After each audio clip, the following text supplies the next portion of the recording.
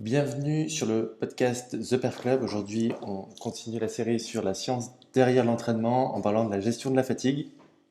Alors, si un entraînement intensif est nécessaire pour améliorer notre forme physique, et la forme physique, elle se définit comme l'état dans lequel notre corps se trouve pour soulever des charges lourdes, dans le cas d'un athlète en force ou courir longtemps, par exemple, dans le cas d'un entraînement en endurance. Un entraînement dur va également entraîner une accumulation de fatigue, et trop de fatigue va entraîner des difficultés à récupérer correctement et à s'adapter à l'entraînement qu'on fait. Ainsi, trop de fatigue accumulée entraînera une baisse des performances. Donc fondamentalement, cela signifie qu'on ne pourra pas soulever les poids ou faire l'entraînement nécessaire pour satisfaire les paramètres de l'entraînement en surcharge, dont on parle sur un autre article et podcast. Donc la gestion de la fatigue et de l'entraînement, c'est en fait une question d'équilibre, et il faut développer autant que possible la forme physique en s'entraînant dur, mais au plus on s'entraîne dur et au plus la fatigue va s'accumuler. Si la fatigue devient trop élevée, on ne pourra plus s'entraîner suffisamment. Donc au cours de nos entraînements, on doit retrouver l'un des trois états de la fatigue suivants. Donc le premier, c'est un niveau de fatigue normal, avec un entraînement normal qui est inférieur ou égal à notre volume maximum récupérable. Donc c'est-à-dire qu'on s'entraîne dur mais pas trop. Ensuite, on a le dépassement de notre volume maximum récupérable. Donc là, c'est le dépassement qui peut être fonctionnel, c'est-à-dire qui va être prévu, planifié dans la planification, et s'en suivra une semaine de décharge. Et ensuite, le surentraînement, donc qui est une chose réelle qui peut arriver. Et si on s'entraîne et qu'on est enthousiaste et qu'on ignore un petit peu tous les signes de notre corps que notre corps nous donne, cela signifie qu'on en fait trop. On est juste aveugle à la douleur et à la façon dont on ressent et la façon dont le corps s'adapte. Et si on est tout le temps, enfin, un entraînement, de toute façon, c'est le signe d'une mauvaise programmation. Car si on s'entraîne uniquement à la salle de sport, on n'aura pas vraiment, enfin, on va développer une seule qualité.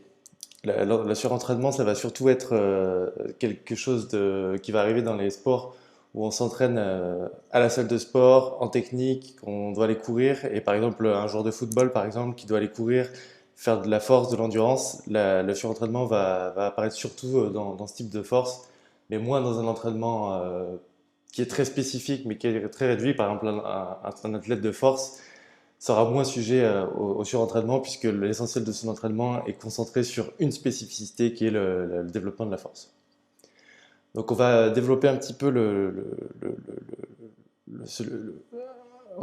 pour récapituler, on a les trois niveaux de fatigue. Donc un niveau de fatigue normal, le dépassement de notre volume maximum récupérable, donc le dépassement fonctionnel, et le surentraînement. Donc développons un petit peu le dépassement fonctionnel, qui va être un dépassement, donc on va être fatigué, mais ça va être prévu dans le programme. Donc nous avons mentionné le dépassement fonctionnel et non fonctionnel. Donc le dépassement fonctionnel va être une partie très importante du processus d'entraînement et du processus d'affûtage avant une compétition. Lorsque on va dépasser ce niveau de fatigue, c'est une décision consciente de dépasser notre niveau de fatigue, et on va le dépasser en faisant plus de volume, plus de séries qu'on pourrait normalement faire et récupérer, ou même donc soit en jouant sur le volume, soit une intensité plus élevée que celle à laquelle on pourrait normalement récupérer. Donc si on envisage une semaine d'entraînement normale, vous vous entraînerez peut-être lundi, mardi, mercredi, vendredi et samedi, admettons. Vous savez qu'avec le dimanche de repos ou ces 2 jours pendant le week-end, vous pouvez être suffisamment frais pour faire une prochaine semaine d'entraînement. Ce sera un entraînement à votre niveau normal, on va dire, de récupération. Mais si vous planifiez un dépassement fonctionnel, ça veut dire que vous allez vous entraîner au-delà de ce que vous pouvez récupérer. Et du coup, la semaine d'après devait être prévue comme une semaine de décharge. Donc c'est là où on va parler de la décharge qui va rentrer en jeu. Donc les semaines de décharge ou les séances légères doivent respecter certains paramètres, donc notamment sur la fréquence à laquelle elles doivent être effectuées, en fonction du niveau d'expérience de l'athlète, en fonction de leur capacité à accumuler de la fatigue. Et tout ça, ça va être déterminé par la taille, la force, le sexe, la proximité la proximité du sommet de carrière, le type de fibre musculaire, etc. Donc ça rejoint un petit peu le principe des différences individuelles qu'on a vu dans un épisode précédent. Les athlètes les plus expérimentés, les plus avancés et les plus rapides se situeront peut-être à l'extrémité inférieure, c'est-à-dire qu'une décharge toutes les 3 ou 4 semaines, par exemple, et des athlètes plus débutants, plus petits et moins avancés pourraient faire une décharge toutes les 6 à 7 semaines. Et la raison pour laquelle ça arrive, c'est que ces athlètes qui sont plus débutants et moins expérimentés vont se fatiguer moins vite parce que les charges qu'ils vont soulever vont être moins importantes. Dans le cas d'un entraînement autre qu'en force, bah, l'énergie qu'ils vont dépenser et l'entraînement sera moins difficile que l'entraînement d'un athlète qui est plus expérimenté. Donc quand vraiment faire cette décharge? Donc, ce serait approprié de faire une décharge toutes les 3 à 7 semaines. Donc si on parle de façon générale, ce sera un programme qu'on pourrait qualifier de bien conçu. Ces semaines de décharge doivent arriver après avoir dépassé notre niveau, le volume d'entraînement on dépasse en fait le niveau où on peut récupérer. Donc lorsque dans une semaine d'entraînement vous prévoyez de faire plus de volume que vous ne pouvez récupérer en un jour ou deux, ou soulever des charges à intensité plus élevée que ce que vous pouvez récupérer en un jour ou deux, vous allez dépasser votre MRV, donc le volume maximum récupérable. Et maintenant, vous n'avez plus seulement un jour ou deux pour vous récupérer, vous avez une semaine entière et peut-être une demi-semaine avec plusieurs séances légères d'affilée. Et ça, afin d'être en mesure de dissiper la fatigue accumulée tout en gardant notre forme. Donc on continue à s'entraîner, mais on s'entraîne moins dur. C'est la gestion de la fatigue. Vous voulez donc faire une semaine par exemple de décharge, juste après une semaine de dépassement de notre MRV. Donc la façon dont nous devons concevoir un programme d'entraînement est la suivante. On s'entraîne pendant 3 semaines par exemple, en augmentant le volume ou en augmentant l'intensité en fonction de la période à laquelle on se trouve. Jusqu'à cette troisième semaine, soit une semaine de dépassement de notre MRV, donc où on dépasse notre niveau de fatigue tolérable. Et ensuite, on va prendre une semaine de décharge pour dissiper la fatigue. Puis, nous allons à nouveau revenir à un nouveau cycle d'entraînement, donc la semaine 1 en fait, et on va repartir sur une surcharge pendant 3 semaines d'affilée, en continuant d'améliorer notre performance cycle par cycle, mais en gérant la fatigue grâce à l'utilisation des séances légères ou des semaines de décharge. Donc dans les faits, donc on va parler plutôt avec une illustration d'un programme en force, mais à quoi ressemble une semaine de décharge? Donc c'est on va dire des guidelines plutôt généraux. Donc à quel volume et à quelle intensité faire cette décharge? Donc on va se dire que 60 à 70% du volume d'entraînement normal et 80 à 90% de l'intensité d'entraînement normal. Donc par exemple, si vous faites dans un bloc d'hypertrophie, une session normale pourrait ressembler à un 5 séries de 8 à 70%. Nous allons donc prendre 60 à 70% de ce volume. Donc les 5 x 8, ça fait 40 répétitions. Et donc on va avoir une séance de décharge qui pourrait ressembler à plutôt un 5 x 5 à 60%. Ou un 3 x 8 à 70%. Vous pouvez regarder ces chiffres plus dans l'article écrit, parce que parler de chiffres à l'oral comme ça, c'est plutôt... ça marque pas, mais retenez ce chiffre, 60 à 70% du volume de votre entraînement normal et 80 à 90% de l'intensité, tout en sachant que ce qui va être un plus grand facteur de fatigue, c'est le volume. Donc en général, on peut même voir des semaines des décharges où on va garder un niveau d'intensité assez élevé, mais on va diminuer le volume d'entraînement. Donc quelles sont les erreurs à éviter en décharge? Donc ne pas s'entraîner assez. Si vous n'avez pas envie de vous entraîner du tout et que vous ne faites rien pendant la semaine de décharge en restant allongé pendant 7 jours, ça ne sera pas une bonne idée parce que votre entraînement léger va réellement aider à réduire la fatigue, donc c'est la récupération active. Cela va favoriser la récupération, vous permettre de garder le contact avec votre technique, favoriser la souplesse musculaire et vous allez vous sentir beaucoup mieux à la fin de votre semaine de décharge. Au début de cette semaine, vous devriez ne pas vous sentir en forme, hein, vous allez être fatigué clairement, c'est pour ça que cette semaine arrive là. Donc un poids qui peut-être léger d'habitude va vous sembler lourd, mais c'est normal, il faut continuer à s'entraîner à des intensités, à des volumes plus élevés, enfin plus bas, pardon, mais il faut continuer à s'entraîner et c'est normal que vous vous sentiez fatigué, c'est prévu dans le programme. Vous avez dépassé votre niveau fonctionnel de fatigue. Mais vous allez vous sentir mieux après chaque jour pendant cette semaine de décharge et d'ici la fin de la semaine, vous vous sentirez bien, vous allez avoir envie de vous entraîner dur. Donc au début de la semaine de décharge, vous vous sentirez épuisé, mais à la fin de cette semaine, vous allez vous sentir en forme et vous serez ravi de reprendre un entraînement intensif en surcharge.